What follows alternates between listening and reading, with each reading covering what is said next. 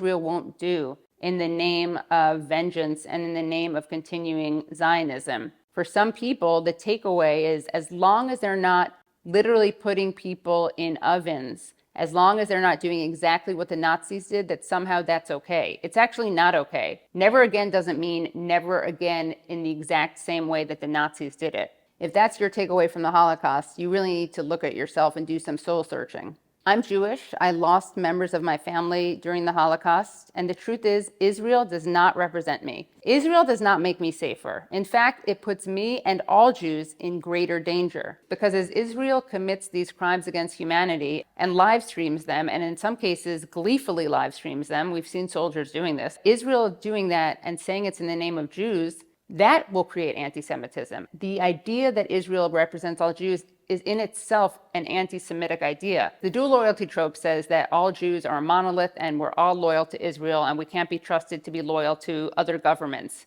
regardless of where we live. That is really what Israel is leaning into. And you have anti-Semites and then the government of Israel, AIPAC and the ADL, all making the same argument, which I think really shows you the dangers and the inherent anti-Semitism of Zionism. People like to claim that anti-Zionism is anti-Semitic. Well, it's actually not, given that you literally have more Christian Zionists in the world than you have Jewish Zionists. This particular Christian form of Zionism wants Jews to go back to Israel so we can provoke the end times, Armageddon.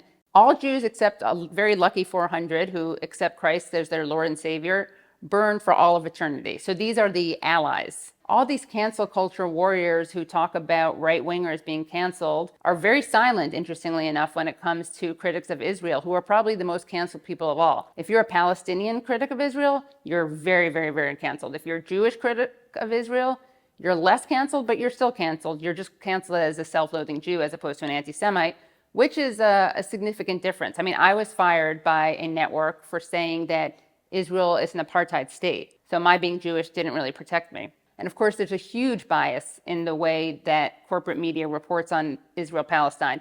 They're very clear when Russia does something. Russia bombs, Russia strikes, Russia kills. When it's Israel, it's often Palestinians killed in attack, Palestinians dead after bombing.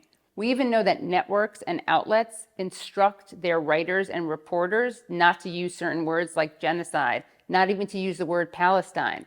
In fact, the reporting by the New York Times on the alleged mass rape used by Hamas was so bad that they had to cancel a podcast that they were going to do about it because there was so little to back it up. Now, on the other hand, you have countless stories and allegations of Israelis raping Palestinians. That got totally ignored. It's really fascinating that we hear time and time again about the 40 beheaded Israeli babies, even though there was no evidence of that. And we do have evidence of actually beheaded babies, children with their heads blown off. I mean, we saw a child literally shredded. Various representatives of the Israeli government are never asked about that. They're never asked to condemn Israel's violence. They're never asked to condemn Israel's terrorism.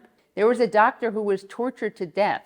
If you don't already feel disturbed by the images of Palestinians or the stories of Palestinians, the story of Hind Rajab, who was left in a car to die when she was begging for help, and Israeli soldiers shot up the car and shot up the ambulance trying to rescue this girl. If that doesn't haunt you, I would really urge you to imagine this happening to a Jewish child during the Holocaust. I think that Jews should understand this, if anything, more than other people, because of our history of being targeted, of being otherized, of being compared to vermin, of attempted extermination, of genocide and ethnic cleansing, and of the world looking the other way. That is something that we have to remember. That happened to us. We can't let that happen to other people. That's not justice. That's not how we honor those killed in the Holocaust. Everything that Israel tells you about its founding, about its history, and about its role today is a lie. Some people think, oh, Israel was founded for Holocaust survivors, and then it got greedy and took over too much land and ruined its founding mission, which was to be a safe haven for Jews.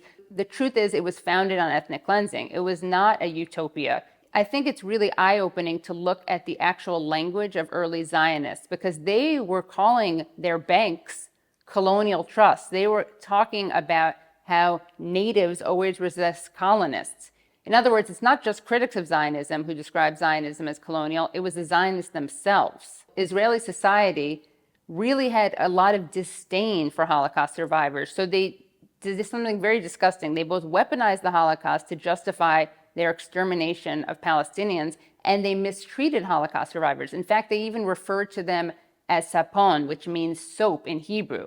And that was because there was a myth that Nazis turned Jewish bodies into soap. It's not true, but that was a myth. And the important thing is that people thought that was true, and they thought it would be appropriate to call survivors by that name. Israel wanted to create a new Jew that was armed, that was working the land. They were ashamed of the Jews who were killed. They thought that they went to their slaughter like sheep. They were ashamed of Jews who were religious, Jews who were scholars, Jews who were also cosmopolitan. They really did, ironically, internalize a lot of anti-Semitism. There were Zionist bombings in the Middle East that were used to scare people into emigrating out of Iraq, out of Morocco, and into Israel. That's how little they cared about Jewish people. They bombed synagogues in order to get people to leave the Middle East and go to Israel, where they would be mistreated, which is what happened to Mizrahi Jews. Some were basically put into camps. They rejected Yiddish, which was spoken by Eastern European and diasporic Jews, and they also rejected Arabic, which was spoken by Mizrahi Jews of the Middle East. Yiddish is an amazing language, and it's dying out, and the reason it's dying out is because Israel chose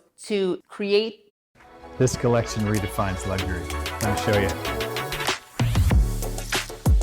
Modern Hebrew, which no one spoke, and they had a lot of disdain for a lot of Jewish culture. So Israel has always been a racist project in many ways, against Palestinians, but even against Jews themselves. And it's been an anti-Semitic project as well. Not only is Judaism obviously much older than Zionism, but there was Christian Zionism from the very beginning, and that was fueled by anti-Semitism and the desire to get Jews out of Europe. Lord Balfour of the Balfour Declaration was a major anti-Semite. Zionism actually requires anti-Semitism to justify its existence. So for Zionists, they don't want to defeat anti-Semitism. They want to use it to strengthen the state of Israel. It's also true to remember that this is not a conflict about religion or culture. Jews and Christians and Muslims lived in peace, in harmony in many areas of the Middle East for centuries. This is about power. This is about land. This goes back to resources. This goes back to the West wanting to have a foothold in the Middle East. This is not about religion. Jewish anti-Zionism has existed since Zionism. A lot of Jews opposed Zionism because they, I would say rightly, predicted it would create anti-Semitism. There's a very rich radical history of Jewish internationalism. During the Spanish Civil War, which many people see as the dry run for World War II, among all the international brigades, so all the volunteers who left their countries to fight in a war against fascism, the most common language spoken was Yiddish, which speaks to this tradition. If we look at so many struggles like the civil rights movement in the United States, there were lots of Jews involved in that. Jewish people were overrepresented in that movement. If you look at South Africa, some of the most active anti-apartheid activists were Jewish. That's the tradition that I'm proud to be part of, not a tradition which weaponizes trauma, tragedy, and the Holocaust to kill more people. Israel is unsustainable. There's no coming back from this. Something new needs to be created. Jews can live side by side with Muslims and Christians in Palestine, just as they have for centuries. If coexistence is so impossible, and if anti-Semitism is so impossible to fight against, how is it that Jews live in Germany today? Germany was where anti-Semitism turned into the Holocaust, and yet somehow Jews are able to live in Germany in safety. But we're supposed to believe that they can't live in Palestine in safety? Palestine is not the country that created Adolf Hitler. Palestine is not the country that created the Holocaust. The biggest threat to Jewish safety is not a free Palestine, it's Zionism. It's essential to challenge the lies and propaganda of mainstream media. You won't see videos like these in the mainstream media, which is why it's so important to support the work of Double Down News on Patreon. And if I do say so myself, the Katie House.